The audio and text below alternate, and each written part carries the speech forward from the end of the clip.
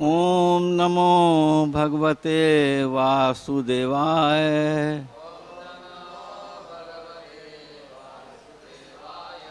ओम नमो भगवते वासुदेवाय। नारायणं नमस्कृत्यं नरं चैव नरोत्तमं देवीं सरस्वतीं व्यासं ततो जयमुदीरये। नष्टप्रायेषु अभद्रेषु नित्यं भागवत सेवया भगवते उत्तम श्लोके भक्तिर्भवति अनष्टकी। कृष्णाय वासुदेवाय देवकी नंदनाय च नंदगोपकुमाराय गोविंदाय नमो नमः।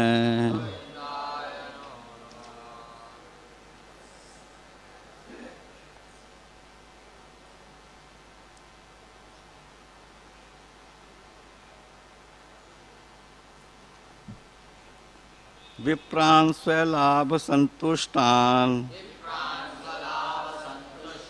साधून् भूत सुहृत्मान्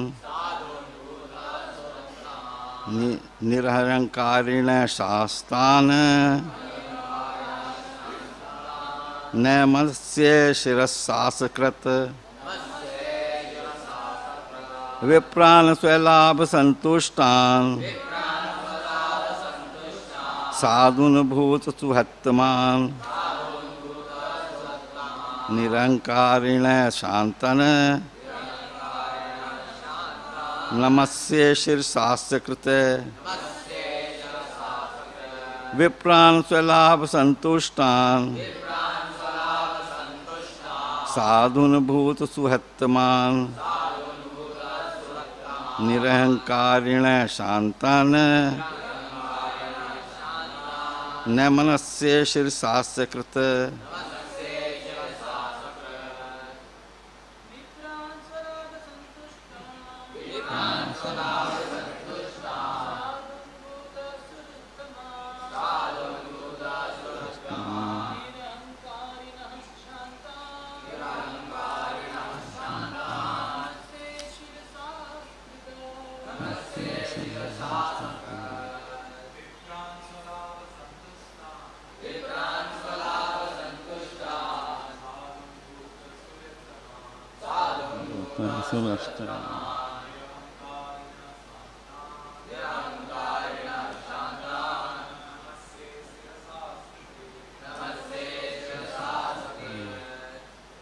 Ladies,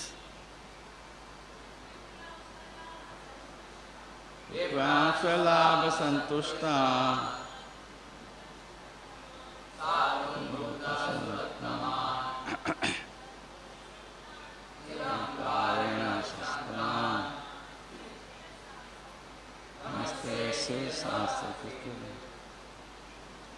Vipran to the learned Brahmans swear their own labh by the gain, santushtan, satisfied, sadhun, saintly, bhuta, of all living entities, suhert taman, praman, the best well-wishing friend, nirahankarina, devoid of false ego, shantan, peaceful, namasye, I bow down, sirsa, with my head, askrita, again and again. Translation and purport by the disciple of Srila Prabhupada. I repeatedly bow my head in respect to those Brahmans who are satisfied with their lot, saintly, prideless and peaceful, They are the best well-wishers of all living entities.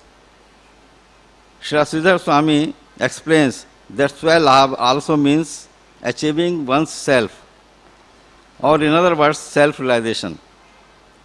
Thus, an advanced Brahman is always satisfied with his spiritual understanding, never depending on material formalities or facilities.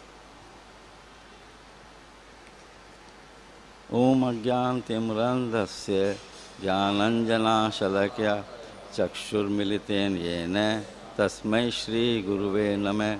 Shri Chaitanya Manobhishtam Sthapitam Yena Bhut Swayam Rupa Kadamayam Dadati Swaya Padantikam Vandeham Shri Guru Shri Yuta Padakamalam Shri Guru Vaishnavamsya Shri Rupam Sagrajatam Sahagana Raghunatham Vidam Tam Sajivam Sadvaitam Savadutam Parijana Sahitam Krishna Chaitanya Devam Shri Radha Krishna Padam Sahagana Lalita Shri Vishakhavitamscha.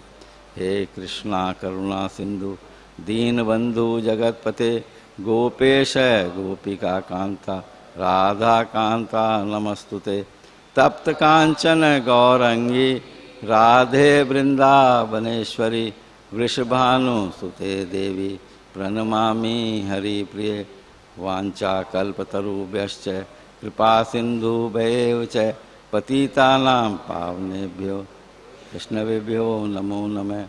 Jai Sri Krishna Chaitanya Prabhu Nityananda Shri Advait Gadadhar Shivasadi Gaur Bhaktivinoda. Hare Krishna Krishna Krishna Hare Hare Hare Ram Ram Ram Hare Hare.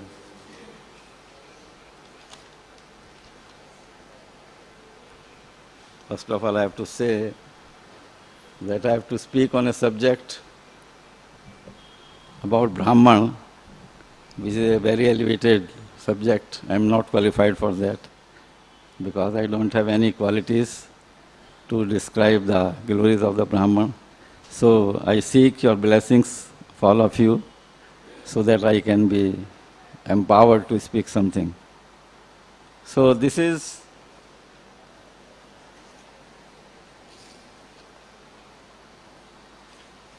the shlok is shlok number 33 of Canto 10, chapter 52. The chapter is titled Rukmani's Message to Krishna. So the story goes like that Bhishma was a great, powerful and pious king of Vidarbha. He had 4 sons and 1 daughter. Since he was a pious king, so many saintly persons used to come and they used to sing the glories of Krishna, his beauty, his transcendental qualities, his attractive pastimes, and his relationship, loving relationship with the Brijvasis. So it was natural for the persons who hear about Krishna to be attracted, and particularly Rukmani, who was the youngest daughter of Bhishma, she got attracted to Krishna and she decided that he is a perfect husband for me. So all the family members were favorable to marry Rukmani to Krishna. But the eldest son Rukmi was very envious of Krishna. And therefore he forbade them not to marry her to Krishna. On the contrary, he has a friend named Shishupal, who too was very envious of Krishna. And so he decided to marry Rukmani to Shishupal. So this was a very difficult situation for Rukmani. Marriage preparations were going on. It was an emergency and critical situation. And Rukmani was very upset. So she had a qualified and trustworthy Brahman, and she sent a message to Dwarka through him to Krishna. So this is the Radha Gopinath Prabhu said in one of the letters, in one of the lectures, That is the first, which will be discussed maybe after a few days, the first recorded love letter in the history of the human beings, recorded in Srimad Bhagavatam. So, as you all know, Krishna is that Brahman reached Dwarka, and Krishna very respectfully welcomed him, washed his feet, and then worshipped him. So it is said in the Srimad Bhagavatam, in the previous slok, that Krishna worshipped that Brahman as if the demigods is worshipping Krishna. So Krishna worship is compared to that of the Brahmans. Matlab, he has put Brahmans on the so much elevated platform. So after, we see the similar instance in the case of Sudama Vipra. When he reached Dwarka to meet his friend, he was in a very dirty, torn clothes. But when Krishna learned that Sudama has come, not only his friend, but he is a great Brahman, perfect Brahman, Krishna came and embraced him. So Sudama was thinking that Krishna embraces only two personalities. One, Baldev, and second, Rukmani. And he is embracing me. It means how much is respect and love he is giving to me. So he made Sudama sit on his own seat. Rukmani Devi was fanning him. He washed his feet and sprinkled the water on his head. So we see that Krishna, by this and many other places, he is trying to establish a tradition by himself. Krishna, the Supreme Personality of Godhead himself is establishing the tradition how a perfect Brahman has to be worshipped, has to be respected. So then when that Brahman has ate and taken rest, then Krishna, while massaging his feet, he inquired two things.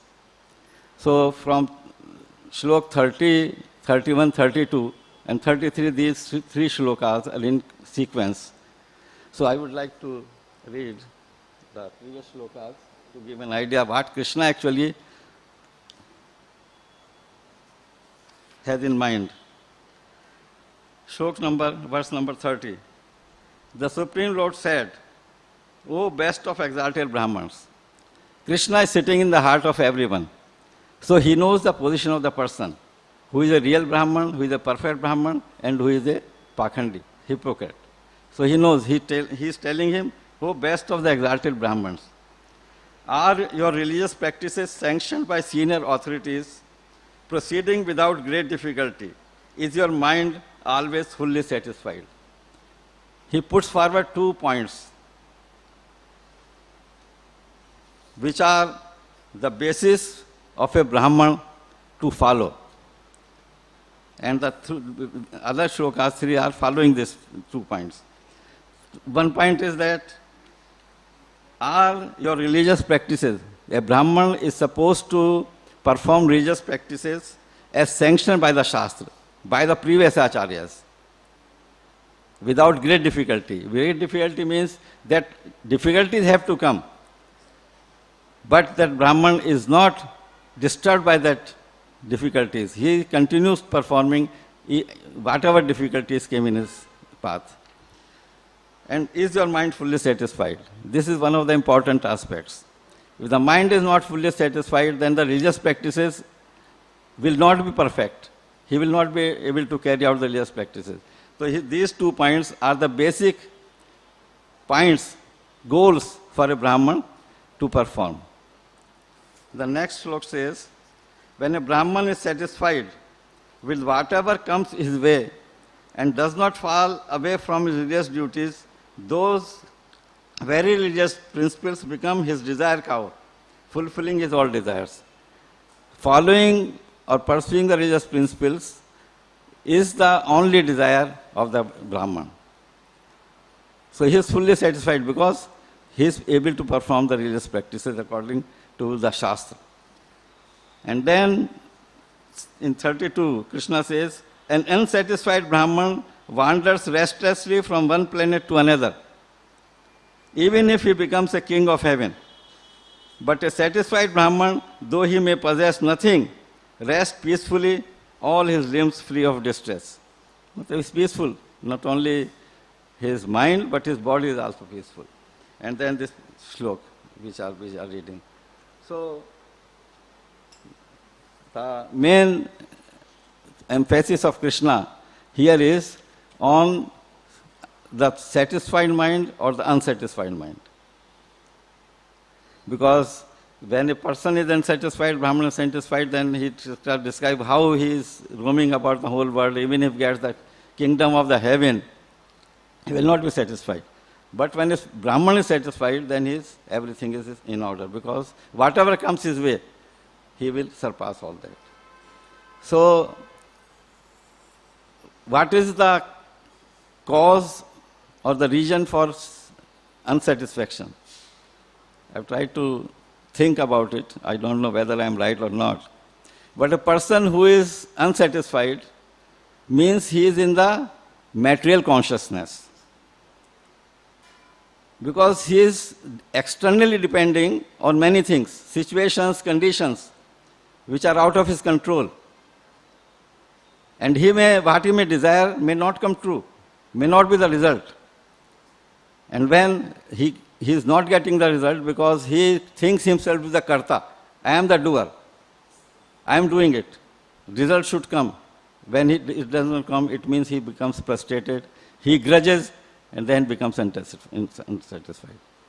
So because of the material consciousness, such Brahman is not able to be satisfied.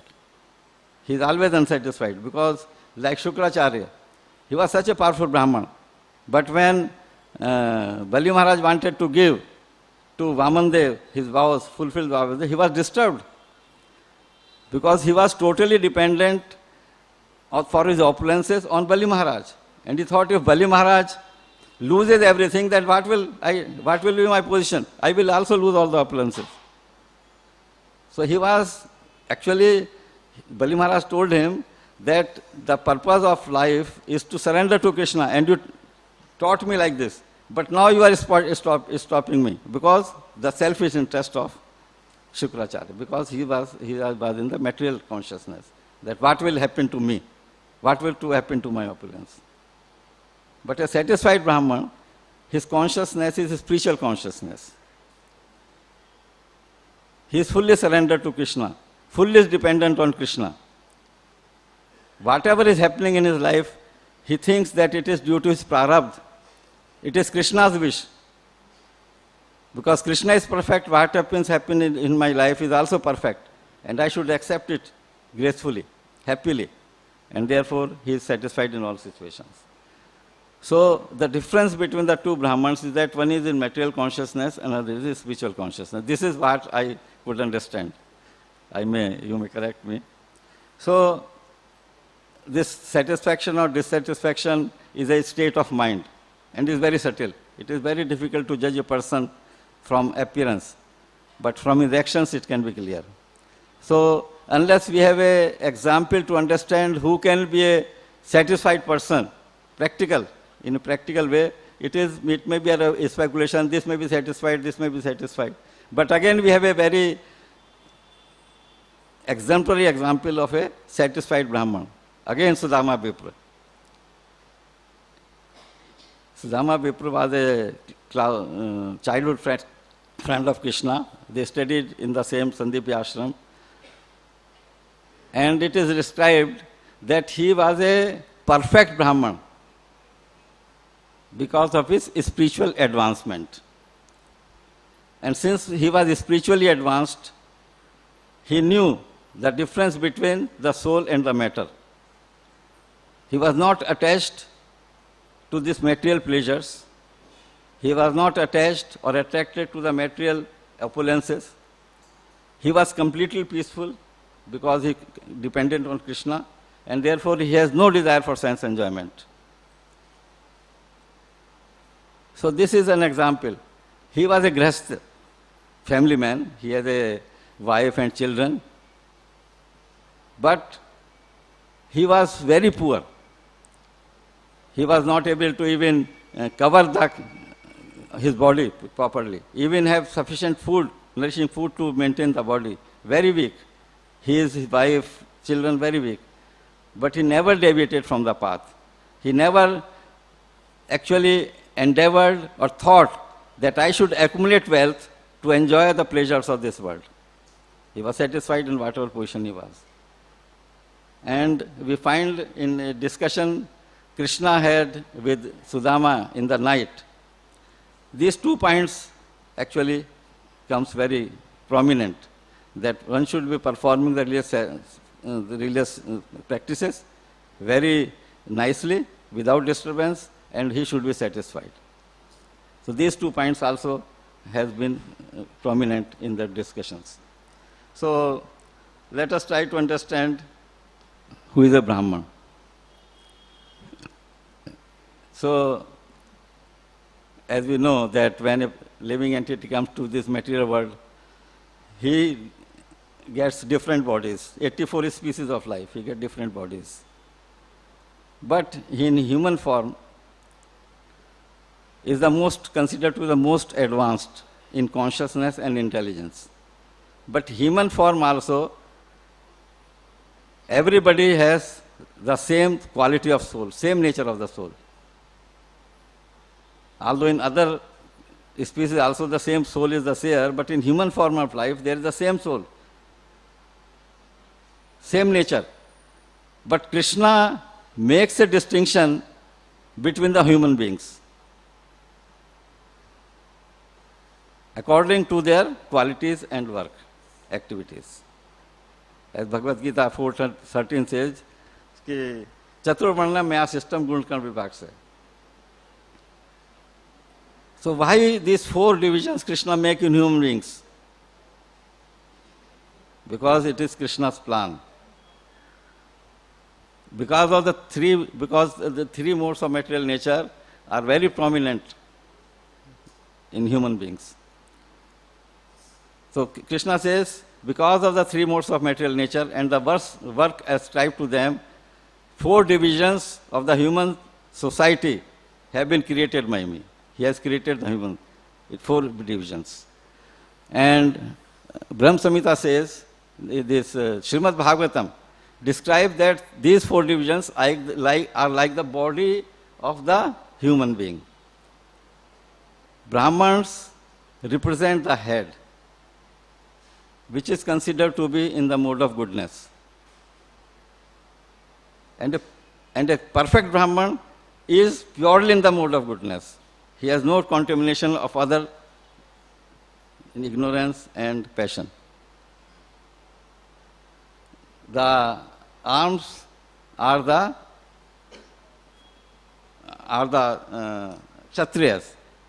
They are in the mode of passion. The belly is the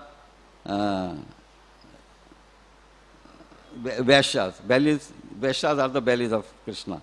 And they are in the mode of passion and ignorance. And Shudras are the legs of the body, which is total in the mode of. So we find that Brahman comes as the head. Head means everything is there. Eyes are there, ears are there, he can see, he can hear, nose is there from where he can breathe, which is the life air. If he cannot breathe, the body will die. Mouth from where he can speak and eat. So everything is there in the head. And overall brain is there. So the head is directing the total body how to work. If the head is not, brain is not working properly, then the total body is useless. When we say that a person is brain dead, it means no part of the body is working. So Brahman are compared to the head. If there is some problem with the head, then the other 3 will also face the problem. Bhakti Siddhanta Saraswati Maharaj used to say that it is whatever is lacking in this world is a lack of Krishna consciousness. Krishna consciousness means there are no Brahmans who can preach Krishna consciousness, who can teach Krishna consciousness. And Srila Prabhupada used to say it is a godless society. Godless society because there is nobody to guide them. So Prabhupada said, I am making Brahmans. So that they imbibe the qualities of Brahman and they preach thy own behavior and preach to the whole world what is the real purpose of life. So Brahmans are the head, very essential. I am going for my treatment in Stuman Mataji. She is a devotee, Maharaj disciple, Aarti Mataji. She is doing acupuncture. So I go there. So there is one person who comes there. And he had a problem that his left arm and leg is not moving. So he got tested, MRI, CT scan, and then they came to know that there is some white patch in one part of the brain which is not sending signal to the left arm and the leg. So even if there is some problem in some part, the body cannot function properly. So there has to be perfect Brahminical qualities. Even if some Brahmans are there who are not proper Brahmans and they are posing as Brahmans, they can create a lot of problem in the society. So that today's society is actually a Brahmanless society. In the previous ages, the king used to take advice from the Brahmans, who were elevated, spiritually advanced Brahmans, but and work on that. But today, government, there is no person, no Brahman to advise them how to work. And therefore, we see in the entire world how the population is suffering, how everybody is suffering, because there is no head. Kshatriyas, which are supposed to actually protect the citizens, they are actually exploiting the citizens. Everything is topsy-turvy. Nothing is functional properly because there is no Brahman. So Prabhupada wanted Bharat Bhumile Mahalashtra Hoye Janm Jar, Janm Sastha Kar Kar Upkar. That it is India who has the spiritual knowledge. They have to create Brahmans so that they can preach to the entire world like a Brahman, how society should work. So this is the position of a Brahman. So it is also said that mode of goodness means greater knowledge and greater happiness. In the mode of goodness, people are generally very satisfied and very happy because of their spiritual knowledge. So qualities of Brahman are given in Bhagavad Gita as well as in Srimad Bhagavatam. So in Bhagavad Gita 18 chapter 42 verse, the qualities are given as he is peaceful, self-controlled, austere, purity, tolerance, honesty, wisdom, knowledge and righteousness. It is by no means exhaustive because there may be so many qualities which come with it. And in Srimad Bhagavatam 7th canto 11th chapter 21 verse, while describing the qualities of Prahlad Maharaj, it has been described control of mind and senses. Again, same thing. Austerity and penances is the ornament of the Brahmans. Satisfaction, this word is added. Satisfaction of Brahman is very essential, which is, Krishna is emphasizing on that in this shlok, in 3-4 shloks. Forgiveness, simplicity, again, knowledge, mercy, truthfulness, complete surrender to Krishna. So, in 7th canto, 14th chapter, 41 verse, Sukdev Goswami is described to Maharaj Parishit the exalted position of a Brahman. He says that of all persons, a qualified Brahman must be accepted as the best in the material world. Qualified Brahman must be accepted as the best in the material world. Because such a Brahman, by practicing austerity, Vedic studies and satisfaction, becomes the counterpart of the Supreme Personality of Godhead. He is just like the Supreme Personality of Godhead. Becomes representative of the Supreme Personality of Godhead. He becomes the spiritual energy of the Supreme Personality of Godhead. Because he is spiritually advanced. He is practicing what Krishna says. then he becomes representative, fully conversant with the transcendental matters. Therefore, Brahman is intelligent enough to solve the problems of life, because he knows that the real problem of life is birth, old age, disease and death. So he is intelligent enough to solve the problems of life. No more material body and no more sufferings. So this is how Brahman. So Vishnu Chakravarti says, and it is also in the Manu Samhita, that there are 6 occupational duty of a Brahman. 3 are compulsory and 3 are subordinate. Vedic studies is one of them. Worshipping deities and giving charity. Charity does not mean giving money, but giving spiritual knowledge to others. Highest charity, highest welfare work.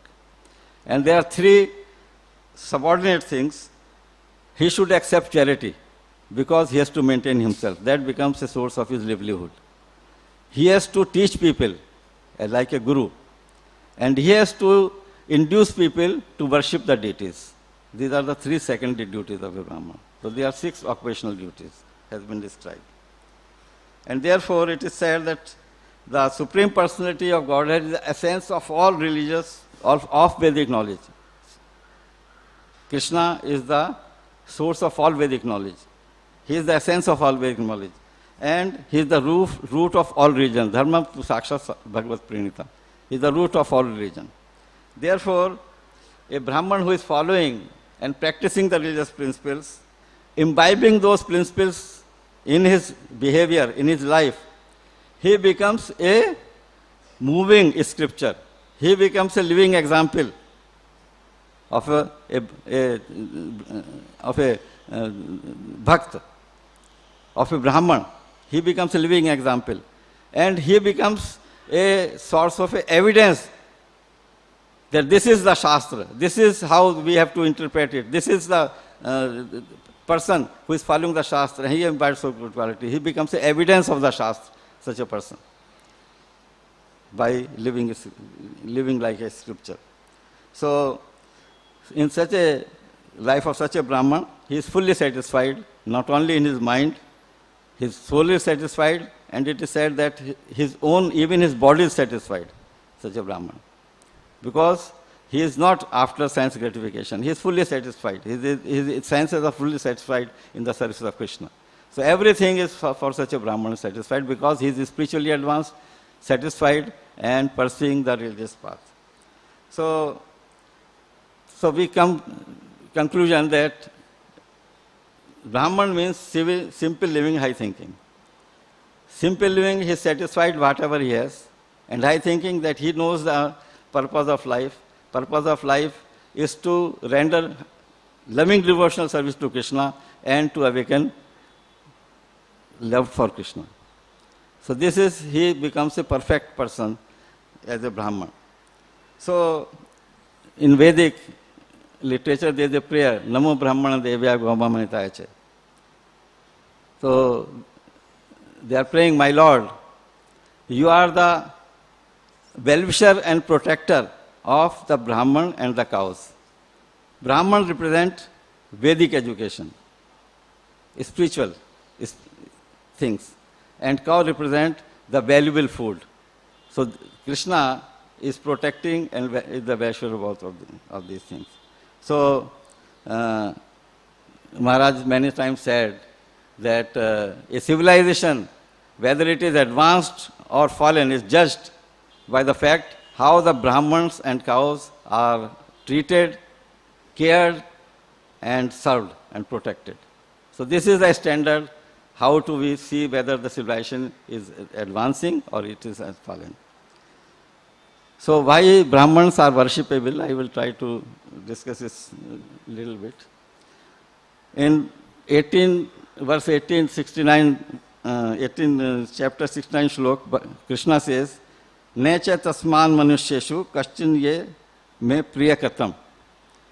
The Brahman, Prabhupada says in the purport, the Brahmans by their preaching satisfy the 3 worlds with the dust of their lotus feet. Krishna says that there is nobody dearer to me in the past, in the future, present, except those who are preaching my glories. So here Prabhupada says, the Brahmans by their preaching satisfy the three worlds with the dust of their lotus feet, and although they worship Krishna, Brahmans worship Krishna, the Supreme Personality of Godhead, the Lord also recognizes them as worshipable, because they are doing the job of Krishna. They are presenting Krishna by spreading his message. The relationship is therefore reciprocal. Krishna is worshipping Brahmans and Brahmans are worshipping Krishna. Therefore, the Brahmans must be worshipped. Prabhupada says that Brahmans therefore must be worshipped by all the religions, even philosophers and people in general. They should be worshipped because of that. So, now the question comes,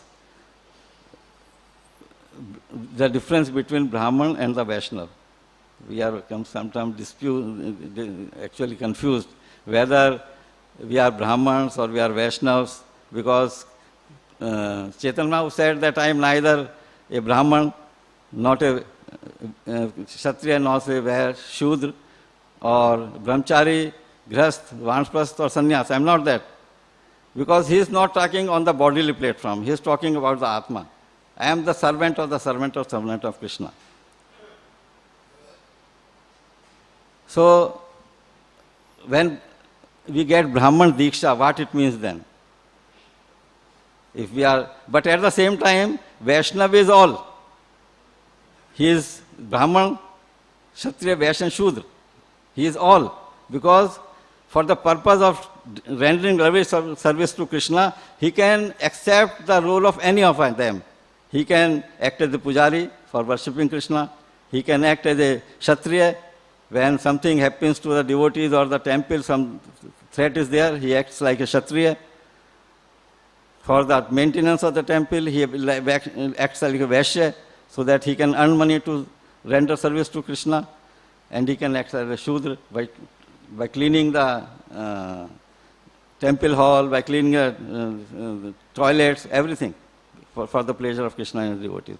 So he is neither, but he is all. So this is a special quality. So we have to, what is the meaning of Diksha then? Brahman Diksha, what is the meaning of Brahman Diksha? What is the significance when we say that we are not Brahmans? So, to make advancement in Krishna consciousness, one has to be Brahman. Prabhupada says in one of the purports, with the above qualities of Brahman. It is not that we have to become Brahman, but we have to imbibe the qualities of a Brahman. That is the significance of Brahman Diksha. Because a Vaishnava is superior to Brahman, and a Brahman knows why Vaishnava is superior to Brahman, ordinary Brahmans, because Brahman knows that he is not body but his spirit soul. But Vaishnava knows that he is not body and spirit soul, but also that he is the eternal servant of Krishna and his eternal duty is to serve Krishna. So that is the difference. So we are not Brahmans, but we are Vaishnavas because we transcend the Brahman in that sense. So there are some things written by about Brahman. Sri Krishna is also known as Brahman Dev, which means who is worshipped by Brahmans. Brahman Dev. Therefore, it can be concluded that a devotee who is fully surrendered to Krishna has attained the status of a Brahman. Automatically, if a person is fully surrendered to Krishna and worshipping him with all his heart, then he is automatically a Brahman, because a person has to be surrendered. Because Brahman worship Krishna. Without becoming a Brahman, one cannot teach Krishna. It also Prabhupada said that without becoming or imbibing the qualities of a Brahman, one cannot reach Krishna, because he cannot reach Krishna without that, because those qualities of a Brahman. It is also said that Brahmana Vaishnava, a possessor of Brahmanical qualities, is a devotee of Krishna, and the Lord is pleased with such person. Because a perfect Vaishnava is a perfect Brahman. We have to understand that a perfect Brahman becomes a perfect Vaishnava, and perfect Vaishnava becomes a perfect Brahman. So, about the satisfaction, we have discussed about Sudama Vipra, but I would like to narrate two small stories. One may be Dant Katha, one may be real story. So, Dant Katha is that I heard from a devotee in a lecture. There were a couple known as Ranga and Banga. They were very devoted to Krishna, very, very, very poor. But they were fully satisfied with rendering service to Krishna. At that time, Saint Namdev was there, and his heart was broken to see the poverty of those persons. So he prayed to Krishna that please give them some wealth, they should live comfortably. And Krishna told to him that I have tried many times, but they have not accepted anything. So he told Krishna that try once again. So what he did that, while they had gone to the forest to accumulate the dry branches of the wood, and they were coming back, so Krishna placed a bag of gold coins there. So the husband Ranga was coming forward, wife was quite back, and when he saw, then he thought that gold coins, if my wife sees it, I am detached fully, but if my wife sees this, she might be attracted, because women are generally attracted to gold. So he wanted to put dirt on that bag. And at that time, his wife came. And she also saw that they are gold coins and is putting dirt on that. So he told her husband that why you are taking so much trouble? You are putting dirt on dirt.